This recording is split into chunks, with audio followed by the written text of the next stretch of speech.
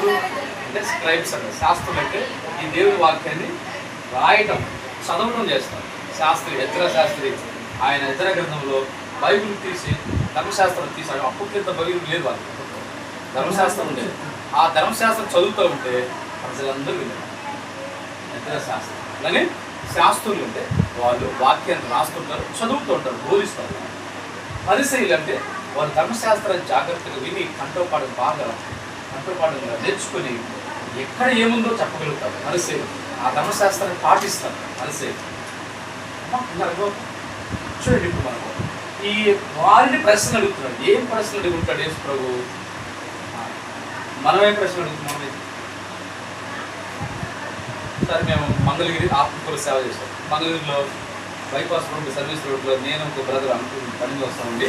అది రాగానే కారులోనూ motor cycle ఆగి ఏమండి ఇక్కడ అంటే ఇక్కడ వైన్ షాప్ అక్కడ ఉంది అడుగుతున్నాం. వైన్ సార్ మందు తాగి వైన్ సార్ నేను చెప్పలేదు. హాస్పిటల్ అంటే చెప్పవచ్చు, స్కూల్ అంటే చెప్పవచ్చు, లేదా బస్ స్టాండ్ అంటే చెప్పవచ్చు, మంచి విషయాలు చెప్పవచ్చు కదా. చూడండి ఏం అడుగుతున్నాడు, ఏం ప్రశ్న ఏమడుగుతున్నాడు? Wine shop. కొంతమంది ఎవరు అడుగుతారు, ఏమంటే ఇక్కడ మంగళగిరిలో లేదా తెనాల్లో మీ ఊళ్ళో సినిమా హాల్ ఏ సినిమా ఆడుతుంది? ఆ సినిమాలో హీరో ఎవరు? ఆ సినిమాలో హీరోయిన్ ఎవరు? సైతాన్ ఎవరు ఆ సినిమాలో? చెప్పండి. వాళ్ళందరూ సైతానికి సంబంధం సినిమాలు. కాబట్టి చూడండి, అలా ప్రశ్నలు అడుగుతారు. మరి మనం ఏ ప్రశ్న అడుగుతున్నాం? మనం ఇప్పుడు అడుగుతారా? అడిగారు ఎప్పుడు ప్రశ్న అడిగావు? ఏమన్నా అడిగావు? ఎవరు అడిగావు? క్లాస్ పంతులు గారికి, సండే స్కూల్ టీచర్స్ గారి, మందిరంలో కానీ, కనీసం మీ స్కూల్లో కాలేజీలో అడిగారమ్మా? నువ్వు అడిగావా? నేను అడిగాను చేయొద్దండి, ప్రశ్న అడిగాను చేయండి. బైబిల్ గురించి కానీ, మంచి విషయాలు, వాక్య విషయాలు, సినిమాల గురించి కాదన్నమాట, సీరియల్స్ గురించి కాదు. బాయ్స్ ఎప్పుడమ్మా క్రికెట్ ప్లేయర్ ఎవరు? వాళ్ళ గురించి కాదు, బైబిల్ విషయం. చూడండి, ఇప్పుడు బైబిల్ విషయాలు, మంచి విషయాలు, లేదా చదువు విషయాలు అడిగారు. మీరు ఎవరైనా చేయొచ్చు అడిగారు? అడిగారు. సరే, మేము అడిగాను ఏమని? బైబిల్ విషయం, కెరీర్ విషయం కదా. బైబిల్ యొక్క సందర్భాలు కెరీర్ సందర్భాలు అది తెలుసుకోవడం కోసం అడిగారు. కాబట్టి యేసు ప్రభు కూడా వారిని ప్రశ్నలు అడుగుతున్నాడు.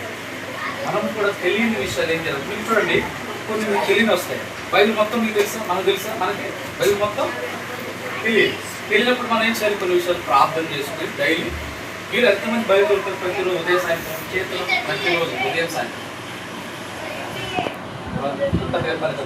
చదువా?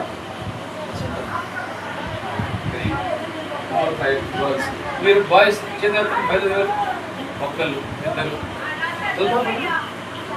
నిన్నే వైట్ చదువు బయలుదేరుతాం డైలీ, ఓకేనా? చూడండి, మనం డైలీ పరిశుద్ధ గ్రంథం ఏం చేయాలి? బైబిల్ చదవాలి. యేసుప్రభువారు వాడు చెప్పిన ఆయన దేవుని గ్రంథం వాక్యం చదివి ధర్మశాస్త్రం చదివేవాడు. అందుకే మనం కూడా ప్రతిరోజు 2 విషయాలు ప్రాముఖ్యించాలి. గుర్తుపెట్టుకోండి. ఏంటి 2 విషయాలు అంటే, నెంబర్ 1 లేవగానే ప్రభుని ప్రేజ్ అండ్ ప్రేయర్, స్తుతి ప్రార్థన.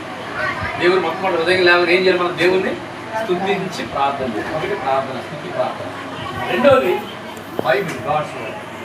ఈ 2 చేయడం మీరు అలవాటు చేసుకుంటే అది దేవుని భవిష్యత్తులో ఎంతగా నేర్పిస్తుంది. మార్గదర్శకం చూపిస్తారు. అక్కడ ప్రార్థన అంటే అర్థం ఏంటి? దేవునితో మనం ఏం చేయాలి? మాట్లాడాలి. బైబిల్ చదవడం అర్థం ఏంటి? దేవుడే మనతోటి ఈ కనెక్షన్ ఉండాలి. మనం దేవునితో మాట్లాడాలి, దేవుడు కూడా మనతోటి మాట్లాడాలి. అంటే మనం చూడండి, ఇప్పుడు ఆయన దేవాలయంలో నుండి ప్రశ్నలు అడుగుతున్నాయి, వాక్యం విషయం ధర్మశాస్త్రం అడుగుతున్నారు. అంతేకాదు ఇప్పుడు మాట తీసుకుని ప్రార్థన ముగించుకుంటాం.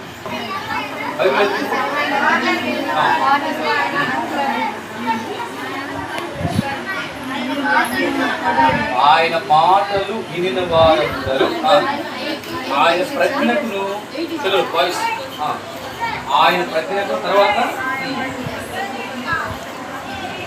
ప్రత్యుత్తరములకు విస్మయం ఉంది లేదా ఆశ్చర్యపడి. విస్మయం అంటే అర్థం ఏంటి? ఆశ్చర్యానికి పర్యాపం. సరే వినమ్మా, క్లాస్ రోజులకు వచ్చా. ఇప్పుడు యేసుక్రీస్తు వారి యొక్క ఆయన చెప్పిన మాటలు వాళ్ళు విన్నప్పుడు, ఆయన మాట్లాడిన మాటలు, ఆయన ప్రత్యుత్తరం అంటే అడిగిన దానికి జాబ్ చెప్పినప్పుడు యేసు ప్రభు చూడండి, మనం ఏమైనా చెప్పగలుగుతామా? మనం కూడా దేవుని వాక్యం చదువుకోవాలి. విషయం ఏంటంటే ఆయన వాళ్ళకి మాట్లాడుతున్నాడు, అంటే వాళ్ళు చెప్పగలుగుతున్నాడు. మనం కూడా ఇతరులకు ఏం చేయాలి? దేవుని మాట చెప్తే మనం ఆ స్థాయిలో ఆయన మాట్లాడుతుంటే ఆయన దేని పుట్టింది? జ్ఞానం కదా. ఒక మాట ఉంది, యేసు జ్ఞానములో వయస్సునందులో మనుషుల దయ్యందులు దేవుడు వర్తించు. యేసుక్రీస్తు వారు అందుకే ఆయన ఎంత ప్రజ్ఞ కలిగి ఉన్నాడు. ఆయన ప్రత్యుత్తరం అంటే అడిగిన వాటికి జాబు చెప్పగలుగుతున్నాడు. మనం కూడా అలాగే దేవుని విషయాలు నేర్చుకోవాలి. మనకు తెలియని వాటిని అడగాలి, తెలుసుకోవాలి. మనం తెలిసిన వాటి ఇతరులకు మనం తెలియజెప్పాలి. అది మనం జాబ్ చెప్పాలి. కాబట్టి వేసుకోవాలి. బాల్యం ఎన్ని సంవత్సరాల వయసులో చెప్తున్నా ఆయనకి? 12 సంవత్సరాల వయసులో ఆయన చేసిన మంచి విషయాలు. ఏంటా మంచి విషయాలు అంటే చెప్పడం? ఏంటా మంచి విషయాలు చెప్పండి. ఏంటా మంచి విషయాలు? యేసు చేసిన ఒకటి, యేసు ప్రభు ఎక్కడికి వచ్చాడంటే ఆయన రెండవది చెప్పాలి, దేవాలయం వచ్చి వారి మధ్య బోధకుల మధ్య ఆయన దేవాలయం కూర్చున్నాడు. మూడవది ప్రశ్నలు మాటలు వింటున్నాడు. నాలుగవది వెరీ గుడ్ ప్రశ్నలు అడుగుతున్నాడు. నెంబర్ 5 ఐదవది వారు అడిగిన మాటలకు ఈయన తిరిగి అన్నీ చూసినప్పుడు ఈయనకి ఇంత 12 సంవత్సరాల వయసు ఎంత ప్రజ్ఞ, ఎంత జ్ఞానం ఎక్కడని, ఎంత పెద్ద శాస్త్రులు ఓల్డ్ పెద్దవాళ్ళు. చివరికి తల్లిదండ్రులు కూడా ఆశ్చర్యపోయారు. అంటే కారణం ఏంటంటే యేసుక్రీస్తు వారు అంతగా ఎందుకో తెలుసా? ఆయన మీద దేవుని దయ ఉంది. దేవుని దయ, ఆయన దయ అంటే దేవుని దయ చేత పొందుకున్నాడు. అంటే నేను దేవుని మనం కూడా తెలియదమ్మా. ఒకవేళ మనకు అంత జ్ఞానం లేకపోయినా ప్రార్థన చేసుకుంటా దేవుని వాక్యం అంతా ప్రభుని మనం అడిగితే ప్రభు మనకేం చేశాడంటే జ్ఞానం ఇస్తాడు. మనకు కావాల్సిన వాటిని సహాయం.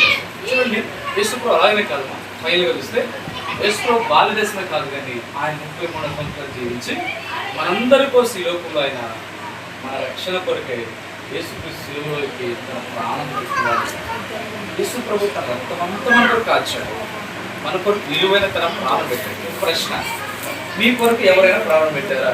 పెడితే ఆ పేరు చెప్పాలి. మీరు ఎవరైనా ప్రాణం పెట్టారా? యేసు ప్రభు కాకుండా ఎవరైనా ప్రాణం పెట్టారా? పెట్టారా? మీకోసం క్రికెట్ ప్లేయర్ ప్రాణం పెట్టాడా? విరాట్ కోహ్లీ, టెండూల్కర్ పెట్టారా? సినిమా యాక్టర్ ప్రాణం పెట్టారా? పెట్టారా ప్రాణం? వాళ్ళు మీ ప్రాణం చేస్తారు. అర్థమైందా? చూడండి, చాలా సందర్భాలు చూడండి, సినిమాకి వెళ్ళి ప్రాణం పోగొట్టుకుని ఉన్నారు కదా, అంటే గేమ్స్లో ప్రాణం పోగొట్టుకుని ఉన్నారు. కానీ మన కోసం యేసయ్య ఏం చేశాడంటే ఆయనే తన ప్రాణాన్ని నీకోసం, ప్రతి ఒక్కరి కోసం తన ప్రాణాన్ని మన కొరకైనా ప్రాణం పెట్టిన ఎంతో ప్రేమించాడు, చనిపోయాడు మన పాపాల కొరకు, సమాజ క్రియలు ఇచ్చాడు. కాబట్టి మనం ఏం చేయాలంటే యేసు ప్రభువుని మనం తెలుసుకోవాలి.